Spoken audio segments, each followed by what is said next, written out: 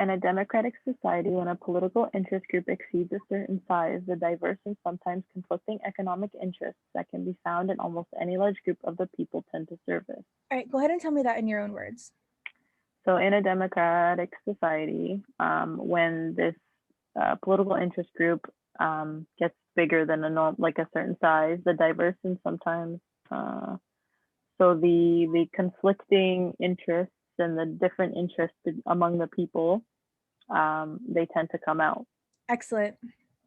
Once these conflicting interests have surfaced, they can make it impossible for the political interest group to unite behind a common program. Yet, to have the political impact necessary to influence legislation, a group must be united. So our conclusion is, yet to have the political impact necessary to influence legislation, a group must be united. Actually, this is not an argument. Oh, damn. Okay. You're really fine. So, and 90% are arguments. So this also says the statements above, but it's fine that you said so. Okay. Whatever. If you would have read that, if you found that it's a conclusion and then read that, it wouldn't matter. So what kind of question is number 3? So, and it's just a premise set question, and it's a strongly support, like I'm strongly supporting like an MSS or whatever. Yeah. Yes. So strongly support. When I learned about it, Brad told me that most strongly support is also like a must be true. Is that true? Like he puts them together. Okay. I put them together as well. So what this means is we're taking something from the stimulus and finding it in our answer choice. So this is what we call bottom down. Okay. I mean, not bottom down, top down. So because we're going from the top and going down to the bottom. And so anything that's top down tends to have more mild answer choices too. Mild answer choices? Because like, is it more likely to be true if we said like some groups are not united or all groups are not united? Like which one is more likely to be true? Some, because you can prove that some are true. You can't prove that all are true. Yep. All right, so we want to go into these thinking every answer choice is wrong. And then rather than trying to find the correct one, so go ahead and start with A. Okay, so political interest groups are generally less influential when their membership is expanding than when it is numerically stable. I think I kind of like it, and I don't know if it's like it's tricky because of the wording that they use. I do kind of enjoy it.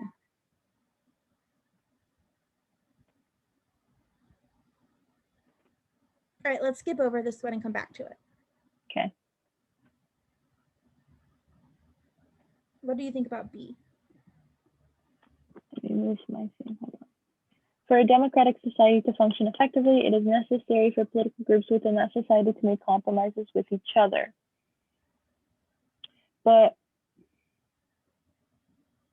okay, I don't know if I like that one either. Oh my gosh. Yeah. Okay, so this one, does this have to be true?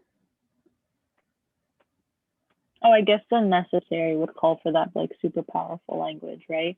So it doesn't really need to be true because they can function effectively even when they.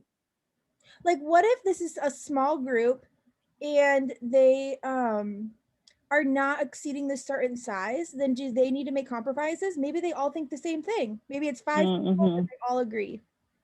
Okay, that makes sense. What is the only thing to have impact that is necessary? The group must be united. Excellent. All right. So what about C? Politicians can ignore with impunity the economic interests of a very large group of people. No, I don't think that's necessary. I don't think it has anything to do with are we saying at all. Ignore them? Like, yeah. No, we don't say that. We just say that those people might not be impactful, but that doesn't mean that we can ignore them. Yeah.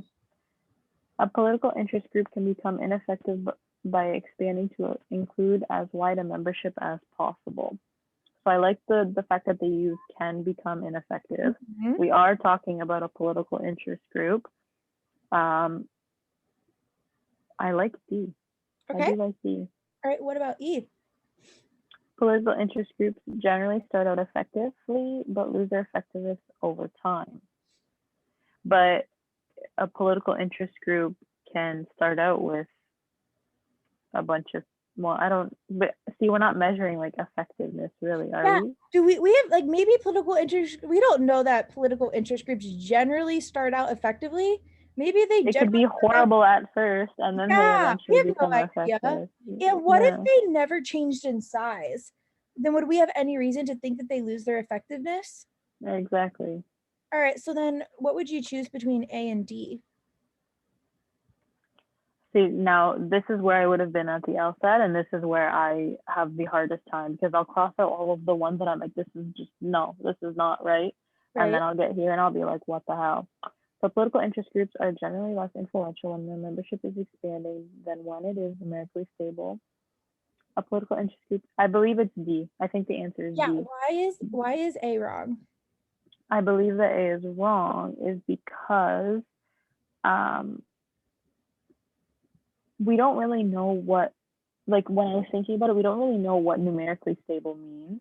Like I feel like Right. 10 people could be as effective as 15 people could be effective, as 5 people could be effective.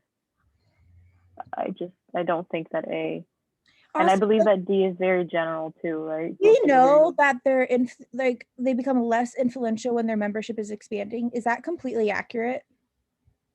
no, Why not? um, because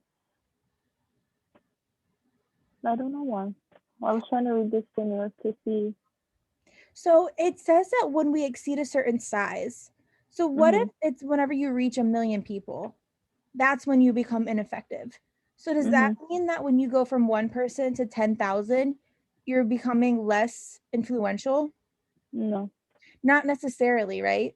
We don't Mhm. know what that exceeds a certain size is. So that doesn't mean that like here's like you can have like 100 people and once you get there you're less effective, and so once you're at, I'm going to do this like backwards, so this is like when you have 0 people, this is when you have 100 people, this is when you get Mhm. ineffective, and as you grow you become less effective.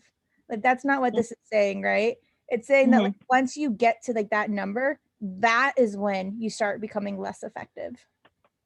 Okay. We don't know what happens beforehand. Yeah, that makes sense.